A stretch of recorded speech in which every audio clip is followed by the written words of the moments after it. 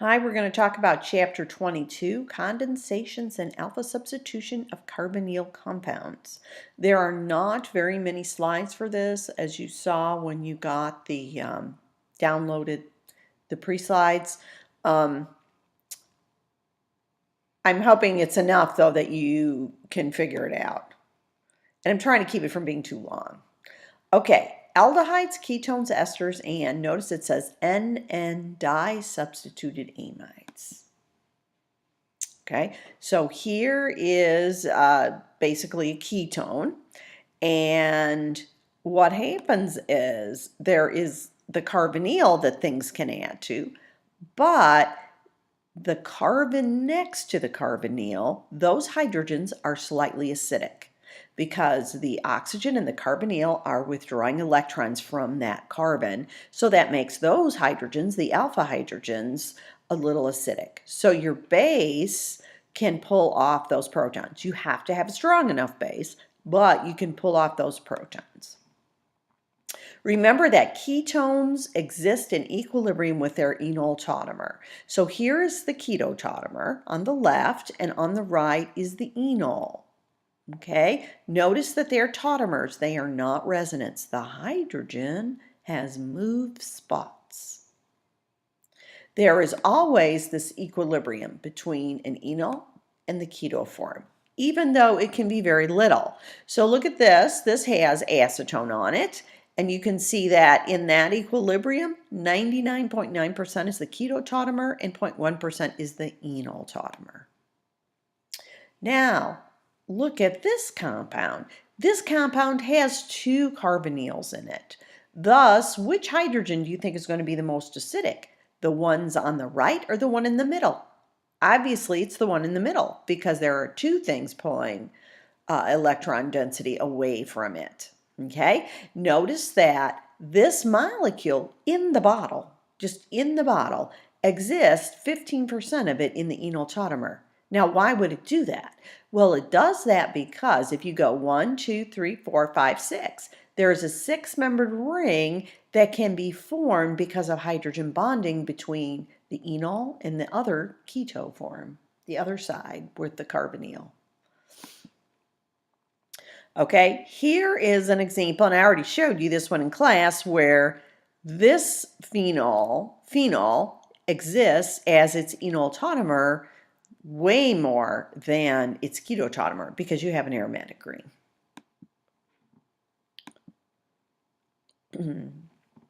Okay, when you have an enol, you can draw a resonance form for it, and notice that it puts negative charge on the alpha carbon.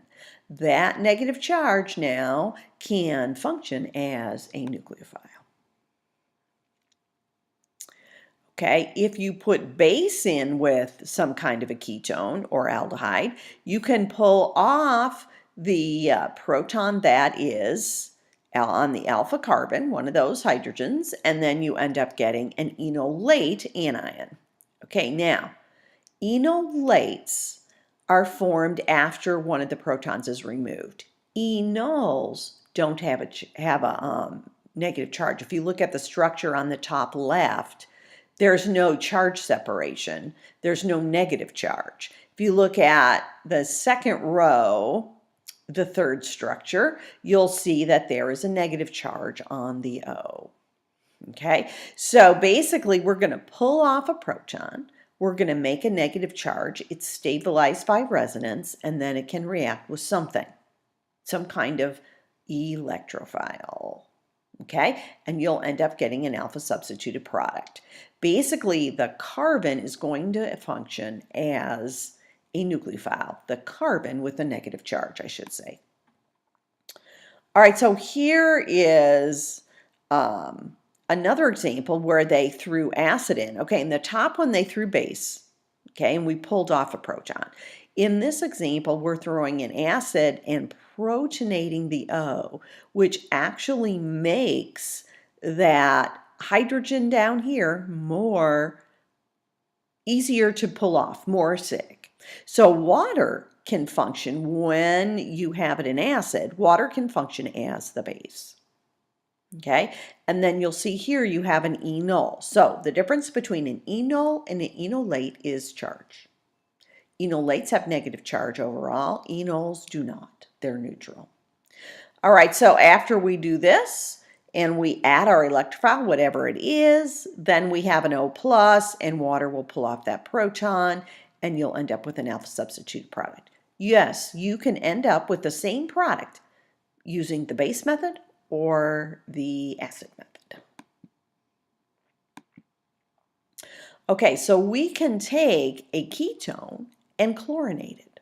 Okay, so notice they did this with H3O plus. So what will happen is you'll protonate the oxygen of the carbonyl. Okay, you'll get enol form, and then that enol will add to the chlorine.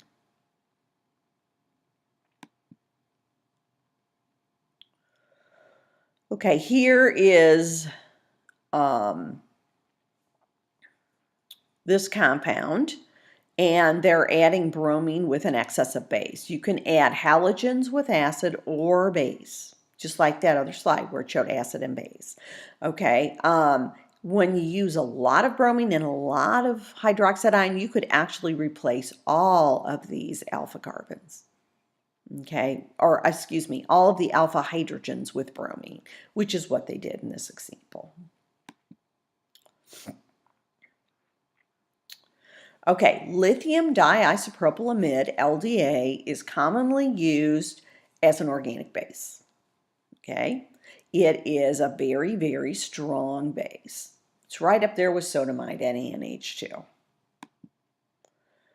Okay, so if you use LDA to pull off this proton, then you'll get your enolate, and then you can alkylate that compound with some primary alkyl halide in a simple SN2 reaction.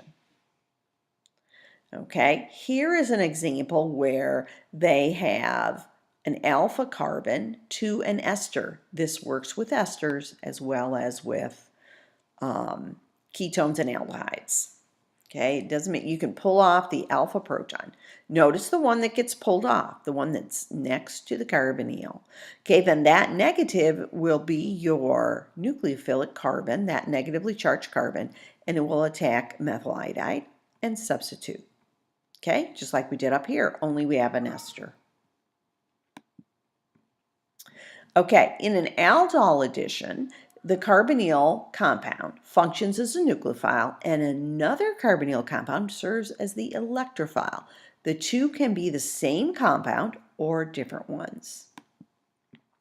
So here is an example where they used propionaldehyde and they added the base to it. So that means they're going to pull off an alpha proton, and then that negative charge is going to attack the carbonyl of another one.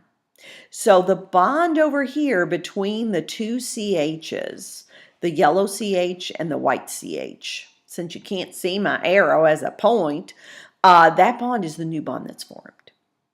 Okay, and then it'll become protonated with something in the reaction mixture like water. Okay, so we made a beta hydroxyaldehyde. One thing about aldol addition products is that they'll easily lose water from the new connection that was made to make an alpha beta unsaturated compound. Okay, typically you have to add some kind of heat to help the water to leave, and acid is a big help as well. You can do it with base. So if you did the other reaction that had base in it, the one that was on the previous slide, and you heated it up, you could also get the dehydration to occur without even having to do another step. Okay, if you didn't want it to occur, you just keep it cold. Keep it cold. Okay, here's an example using acetone and hydroxide ion in water. And so we're going to pull off a proton alpha to the carbonyl. Notice it doesn't matter which one, it's the same. The molecule's symmetrical. So then we're going to get our enolate, which will add to a second acetone, And then, holy cow, we got a beta hydroxyketone. And if we just heat that puppy up, we're going to get an enone. I like how they said enone. I thought that's kind of cute. So you get a double bond conjugated to your carbonyl. Okay, so when you look at the second structure, the middle structure in the bottom, notice that the bond between the C and the CH2 that are highlighted in yellow, that bond was the new bond formed in the addition. And then that's where we lost water from to make the alpha-beta unsaturated ketone. Okay, you can do an aldol with two different carbonyl compounds.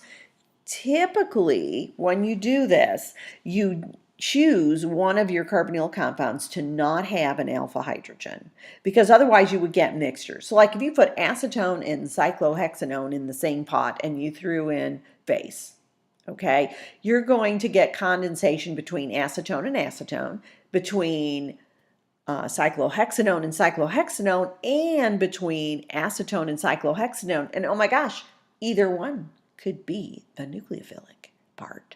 So you can end up getting too many things, and then you have to separate them all, which is a bummer. Okay, so mixed aldols don't get done very much unless you have one of the carbonyl compounds does not have an alpha hydrogen. So if you look at this compound, over here we have benzaldehyde, and we're adding propionaldehyde, and then they put base in. Okay, notice that they have an excess of the benzaldehyde, see that under there? And they're adding the propionaldehyde slowly. So your base will not react with anything on the aldehyde, okay, because there's no alpha hydrogen. But it will pull off the hydrogen that's on the alpha carbon of the propionaldehyde. So then that will be your nucleophilic carbon that will attack the carbonyl of the benzaldehyde. Now notice it says add slowly. They don't just dump it all in. That's because you want to keep the concentration of propionaldehyde very low so that it won't react with itself. You want it to find the benzaldehyde and react with it. And notice that this compound will lose water, the product of the condensation, will lose water very quickly and easily to form the double bond. Do you have any idea why that is so easy? They didn't even have to heat it up. Yes, because it's highly conjugated.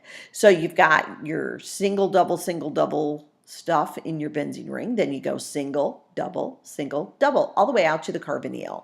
So there is an extended conjugated product, which makes it way lower in energy, so it's much easier to form. Okay, so here is cyclohexanone, and we're adding LDA. So we're making that negative charge on the alpha carbon. And then we're going to slowly add the propion or butanol. Gosh, I can't even talk. I probably need more coffee. Although you may be saying, no, you don't need any more coffee. You're talking fast enough. All right, so this will add to this, okay? And they really wanted to make this, so they did it this way so that they could limit the amount of byproducts that would be formed. They probably still got some, though. I'd be surprised if none of the cyclohexanone enolate reacted with itself. I'd be real surprised if none of that happened. So, I mean, you can make this way. It's just tough. The tough part really comes in the purification. Okay, in a Claisen condensation, we're going to do the same thing, only we're going to have two ester molecules undergo the condensation. Okay, so here's our ester. Notice we have ethyl propionate or propanoate. Ethyl propanoate would be the IUPAC name. Okay, and they're doing this with ethoxide. Okay, so we're pulling off the proton that's alpha to the carbonyl. Why aren't they using hydroxide ion? Anybody have an idea? Not because it's not strong enough base. It's because hydroxide ion will react with the ester and give you carboxylic acid. And you just might not want that. Okay, so That's why and if there's why did they use ethoxide and not methoxide? Because if this happens to attack the carbonyl, you're going to get the same thing back. So there isn't any difference. So that's how come. So that's kind of fun that they thought of all that. All right, so here's ethoxide, and they're pulling off a proton. Okay, so you're going to make your negative charge. You're going to add to a second ester. And this time, after you go out to the carbonyl, it's going to come back down, and you're going to lose ethoxy from the second ester that you added to, because now we have a leaving group. Okay, if you don't see that, take out a piece of paper and try to write it down and see it. It's just like when we added the Grignard to the ester, that the ethoxide left. The only difference here is our nucleophile has changed slightly. Okay, now notice that they call this a beta keto ester. Okay, and it's highlighted where the yellow and the white, so you can see the new bond that was formed. Okay, and notice that if you look at the ester carbonyl, you're going to go alpha, beta, and beta is the carbonyl. So that's why it's called a beta keto ester.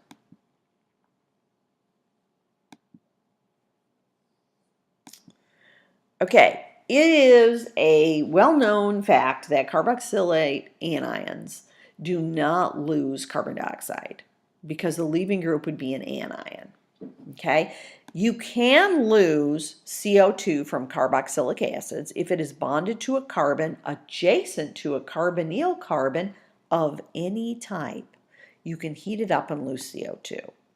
All right, so here is a beta keto carboxylic acid. Okay, they heated it up, and look what you ended up with. You ended up with a ketone and CO2. So notice that to the right of the carbonyl in the product is a CH3. To start with, it was a CH2. Where do you think that extra H came from? Yep, it came from right there on the carboxylic acid. Okay, so here is your cyclic six-member transition state, which is why this works. Remember when I showed you that with the enol? Okay, so notice that you can just go pop, pop, pop, kind of like that, and you form an enol of a ketone, and carbon dioxide would bubble off, and then you would end up, the enol would tautomerize to the keto form. Okay, all right, here is 2-oxocyclohexane carboxylic acid. Okay, that's how you would name that. Don't worry about that naming too much. But I want you to see that you have a carboxylic acid, and on the beta carbon is a carbonyl. Okay, they heated that up, and look what you ended up with. Cyclohexanone and carbon dioxide. Isn't that interesting? So you can do all kinds of things with enols and enolates. The one where we did the Claisen condensation, you can take the resulting beta keto ester, okay, and hydrolyze that ester, and then heat it up, and you can get rid of the CO2. Okay, very simple. Gets done a lot. Okay, I'll probably on Monday, I will show you some examples of that. Okay, so now I put in something fun. It's a little known fact that I did a postdoc for Paul Boslin out at New Mexico State University after I had my PhD, and I isolated the compounds from chili peppers that make them hot. Okay, this is the first one. It's called capsaicin. And the second one is dihydrocapsaicin. However, there are about 8 of them. These are the 2 main ones. If you look at capsaicin, you see that there is an amide bond, and then there's CH2-3, and then there's a double bond, and then there's like an isobutyl thing. Okay, so that 3 can vary, and you can have a wide variety of them. Okay, down here, the one on the bottom is called dihydrocapsaicin. Notice the difference. There's no double bond there. Okay, and also the CH2 has a 5. All right, I'm not sure. I'm thinking that should have been a 3, so I'll have to go do a little checking for you. Anyway, the main difference between those two is just 2 hydrogens, hence the name dihydrocapsaicin. Both of these, if you eat them, They taste hot, both of them. Also notice that they're both derivatives of vanilla. See vanilla over there in the box? How interesting is that? Now, if you've ever tried pure vanilla, you know that it's very bitter. Okay, it doesn't taste good till they add all that sugar to the cookies and the ice cream and whatnot. Okay, so capsaicin and dihydrocapsaicin are actually very hot and you feel like your mouth is burning. Okay, I did a TV show a few years ago, and if you're interested, I can show it you on Friday. I'm not going to show it you on Wednesday, though. It's only 5 minutes. It was a little stint in the TV show. Okay, where are peppers hot? Okay, it is a common fallacy that people say the seeds of the pepper are hot. That is not really true. The yellow vein in here contains the capsaicin glands, and that's where the heat is. There's a lot of seeds there right next to it, so they pick up the heat from those yellow sections. But the seeds themselves are not hot. Okay, the yellow vein contains all the capsaicinoids. One of the things I did was I took a variety of chili peppers and we dried them out and ground them up. Somebody else did that part for me. And then I extracted, using acetonitrile, I extracted the chili pepper with that to get the material that makes them hot. And then I shot them into an HPLC. Okay, here are example of a very simple HPLC. The B peak here is the capsaicin and the C peak is the dihydrocapsaicin. A is a pigment. That's the coloring agent in the pepper. Okay, now most peppers are red, some peppers are green, some peppers are orange. Which one's the hottest? Okay, the rule of thumb is the smaller the pepper, the hotter the pepper, believe it or not. Okay, and for many years they were measured using Scoville heat units. A colorful bell pepper has a Scoville heat unit of 0. The Scoville heat unit was done by tasters who would taste extracts and decide how hot they were. So I guess you had to be good at it, but I would think you would be desensitized as well. So it would be hard to continue to be very precise. So that's why they wanted to come up with instrumental methods, and that's part of what I did in my postdoc. Okay, here are some peppers called anchos. Notice that we've got a Scoville heat index of 1,000. These interesting peppers are called rocatillos. They have little black seeds in them, which is real unusual. You might have seen these. Sometimes I've seen them pickled or put as a side, like so you could just eat it, I guess. Okay, they're not very hot. 2,000 is not very hot, y'all. Okay, here are the New Mexican peppers. These are typically called Anaheim peppers in the grocery store. Okay, but that's really not accurate. They were developed, the peppers were developed in New Mexico, and they should be called New Mexican peppers. Over here on the right, you can see the lovely big green Jims. They're called Big Jim chili peppers. Oh, those are my favorite. So you've got a little bit of heat, 4,500. We're getting where you're going to taste it. Okay, now the thing you're probably most familiar with if you don't eat green chili is jalapenos.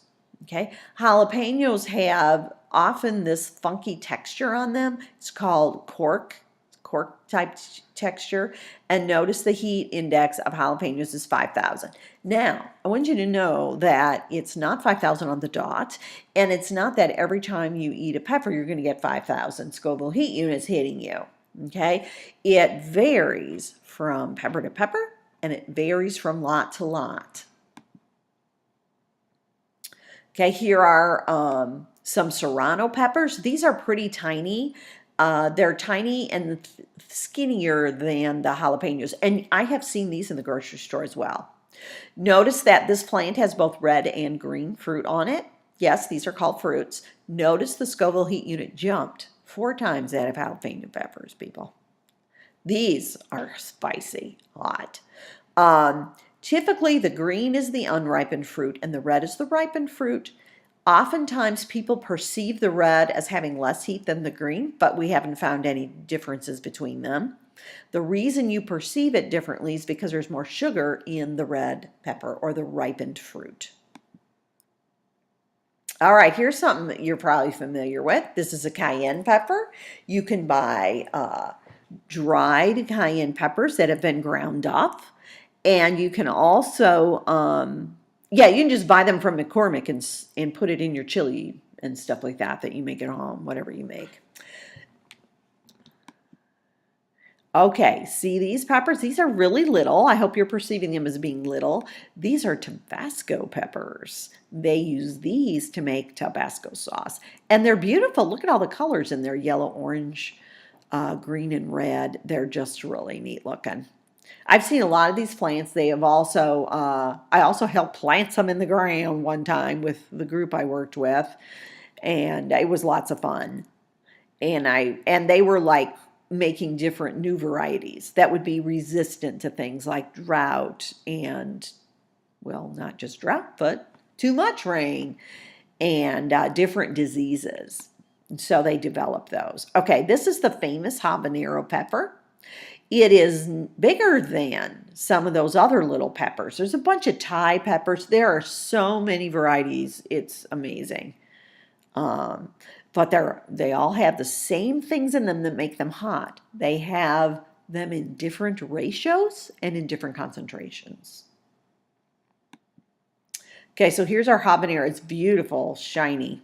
Okay, it has a Scoville heat unit of 210,000 and up.